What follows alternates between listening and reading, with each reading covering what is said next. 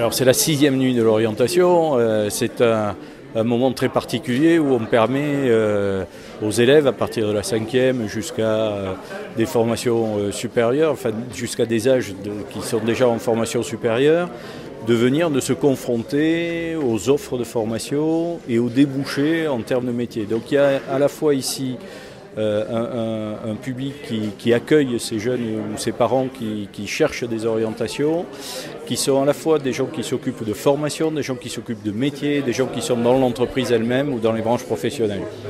Donc c'est vraiment faire communiquer les gens avec ceux qui pratiquent le métier qu'ils vont choisir pour leur avenir.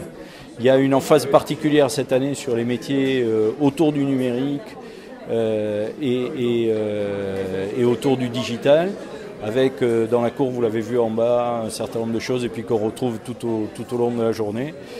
Et je trouve, moi, ça fait des années que je viens voir la nuit de l'orientation. Les équipes sont formidables, ils ont fait un super boulot, c'est génial. Nous sommes là d'abord parce que l'avenir il est là, tout simplement. Quand on voit tous ces jeunes, c'est une nouvelle édition, un nouveau succès.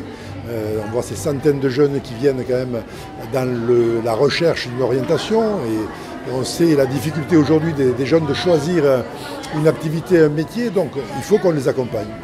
Nous avons aussi au sein de la CPME une commission emploi formation qui travaille dans ce sens. Nous intervenons dans les lycées, les collèges au niveau de l'orientation pour échanger et faire témoigner des chefs d'entreprise qui parfois ont connu des parcours scolaires difficiles mais qui ont réussi parce qu'un jour ils ont pris la décision de créer leur propre entreprise sans avoir des diplômes importants. Donc voilà, il est important de faire valoir des métiers, de montrer des métiers et de les orienter. Donc c'est normal que nous soyons là.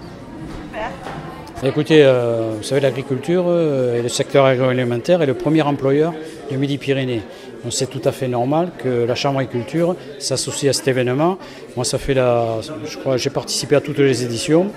Et c'est vrai qu'au travers des différents contacts qu'il y a, et parfois il se trouve qu'il y a des jeunes qui prennent le parcours de l'installation en agriculture. Ensuite, il y a tous les métiers qui gravitent autour de l'agriculture, ça passe du vétérinaire, des soins, ingénieurs, tout ça. Et donc nous avons 3 écoles spécialisées sur le département, une à Saint-Gaudens, une autre à Onde et une autre à Hauzeville.